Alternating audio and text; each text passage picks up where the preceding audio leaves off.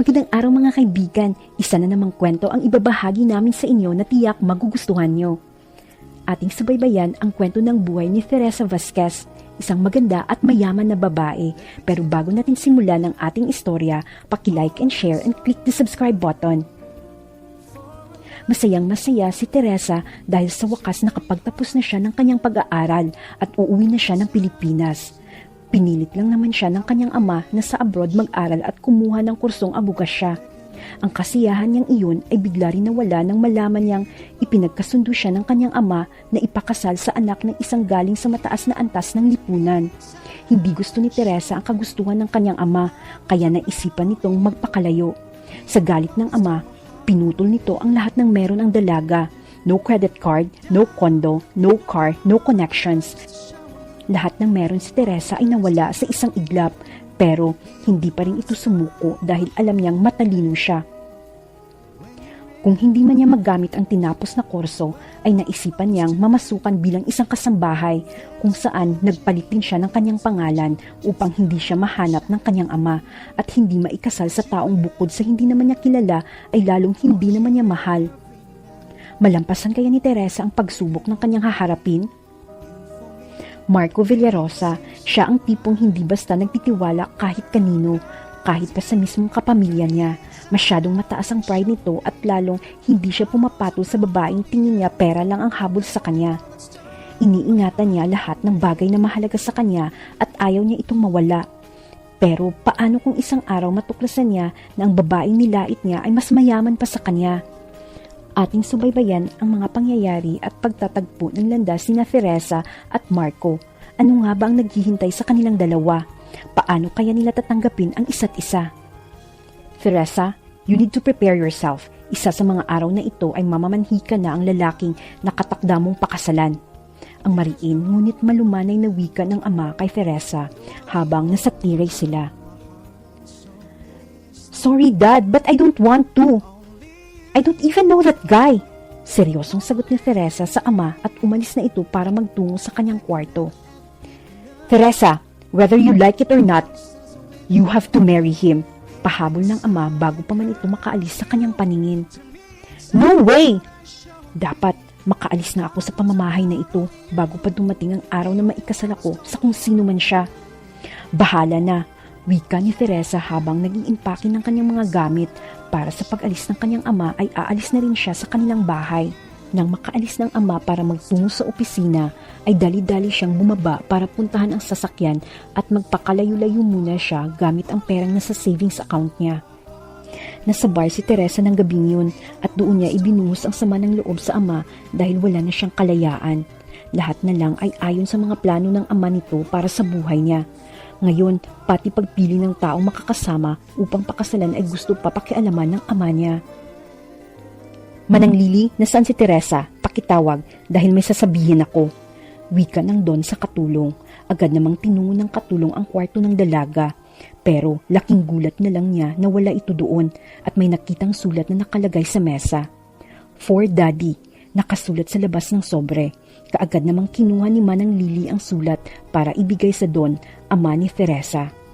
Sir, wala po si Teresa sa kwarto niya, pero may sulat po akong nakita.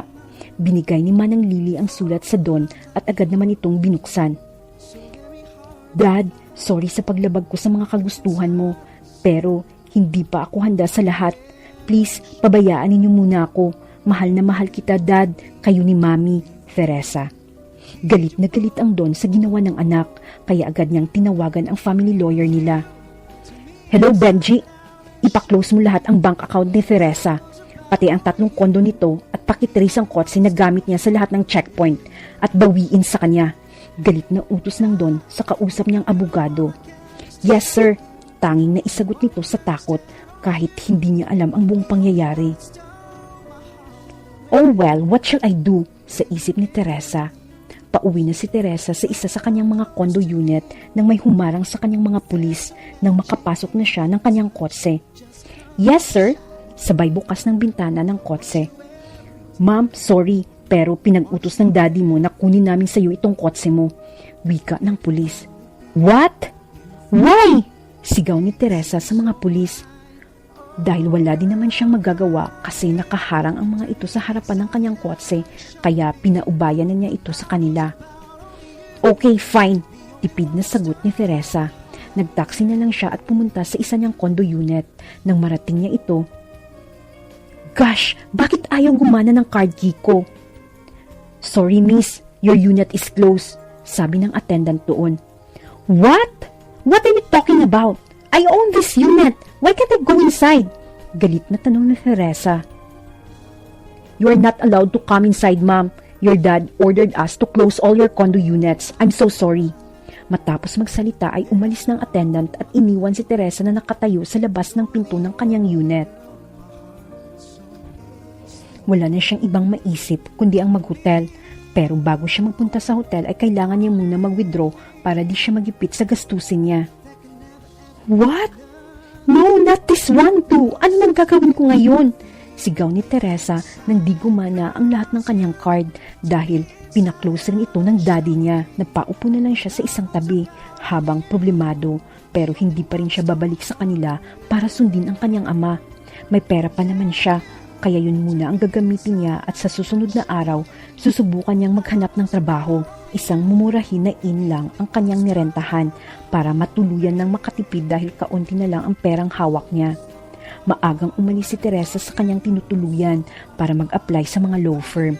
Pero di siya natatanggap dahil lahat ng mga kumpanya na applyan niya ay napagsabihan na ng kanyang daddy kaya walang tumanggap sa kanya. Pagod at gutom na si Teresa pero dahil kailangan niyang magtipid, minabuti na lang niyang magpatuloy sa paghahanap ng trabaho. Pero kahit anong posisyon ang applyan niya ay hindi pa rin siya natatanggap. Hanggang sa di kalayuan may nakita siyang wanted housemaid sa isang agency. No choice na siya kaya susubukan niyang mag-apply pero gagamit siya ng ibang pangalan para matanggap sa trabaho. "Bahala na, kaya ko naman siguro na maging katulong," nasambit niya sa sarili bago pumasok sa agency na kanyang nakita. "Good morning, ma'am," bati niya sa babaeng nasa front desk. "Yes, what can I do for you?" tanong naman ng babae sa kanya. "May nakalagay po kasi na hiring kayo ng housemaid. Baka po pwede akong mag-apply?" tanong ni Teresa sa babae. Tiningnan naman siya nito mula ulo hanggang paa na parang di makapaniwala na katulong ang gustong applyan na trabaho ng kanyang kaharap. Sa ganda, tindig at pananamit nito ay parang isang prinsesa sa paningin. "Lynn?" sigaw ni Marco sa sekretary niya at agad naman itong pumasok sa opisina. "Yes sir," tanong nito kay Marco. "Ano, wala ka pa bang nahahanap na kasambahay para sa akin?" tanong ng binata dahil lahat ng mga katulong nito sa bahay ay galing sa agency para sigurado siya na totoo lahat ng personal na impormasyon ng mga ito. "Wait lang po sir, tatawagan ko lang yung agency ng tita ko." Matapos magsalita ay umalis din kaagad si Lynn sa opisina ni Marco. "Okay, saglit lang ha, sasagutin ko lang tong tawag," wika ng babae sa front desk agency kay Teresa. "Oo, meron na. Ano, kukunin nyo na ba?" "Sige, sasabihin ko na magsisimula na siya bukas. Mamaya, ipapasa ko sa'yo." Yan lang mga narinig ni Teresa mula sa kaharap habang nakikinig lang siya. Matapos makipag-usap sa telepono ay siya naman ang hinarap nito. "Give me your resume para ma-check ko." At agad naman ito binigay ni Teresa gamit ang ibang pangalan. Sinulat niya ang pangalan niya bilang Maria Cria. Ito lang ang paraang alam niya para matanggap siya sa trabaho. Ang gumamit ng ibang pangalan at pinaghandaan na niya ito para wala maging problema. "So you are Maria Cria?" "Yes po," sagot niya. "Okay, tanggap ka na. Bukas ng maaga punta ka dito at may susundo sa iyo para dalhin ka sa iyong bagong bahay. At magpakabait ka doon, mayaman ang amo mo at malaki din ang sahod mo," wika ng babae. "Maraming salamat po.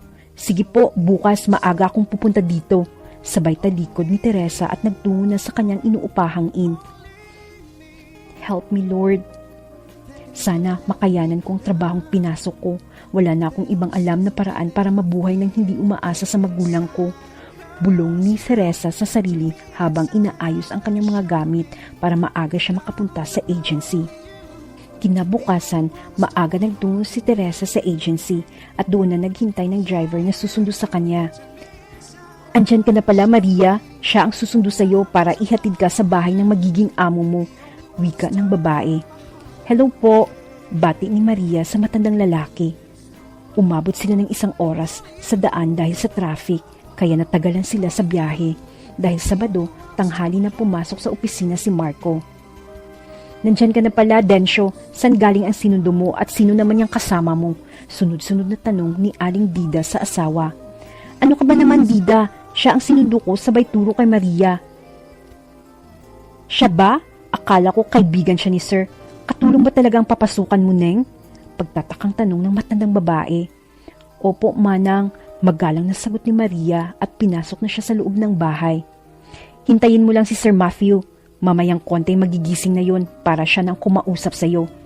Ani Aling Dida na naghahanda ng almusal para sa binatang amo. Ganun po ba? Sige po, Aling Dida.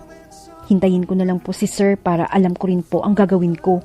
Magalang na sagot ni Maria. Ano palang pangalan mo, Neng? Tanong ni Aling Dida. Maria Cria po. Papasok na sana si Marco sa loob ng kusina nang may narinig siyang nag-uusap at nakatalikod ang dalawa sa may pintuan kaya hindi agad nakita ni Maria ang amo. Good morning, sir. Bati ni Aling Dida kay Marco. Good morning, Manang. Sino po siya? Agad na tanong ni Marco sa matanda. Humarap naman si Maria at nagtama ang kanilang paningin. Sir, si Maria po. Siya yung bagong katulong na pinasundo mo. Wika ni Aling Dida dito. Tiningnan naman ni Marco mula ulo hanggang paa ang dalaga. Nahiya naman si Maria kaya yumuko lang ito. Are you sure nakatulong ang papasukan mo at hindi entertainer sa bar? Tanong ni Marco dahil sa suot nitong jeans at tube blouse. Anong magagawa niya? Wala siyang damit na pambahay at di na niya naisip na bumili dahil wala na siyang pera. Housemaid po, sir, ang papasukan ko, sagot ni Maria kay Marco. Ano kaya ang mangyayari ngayong nagtagpo na ang landas ni Maria at ni Marco?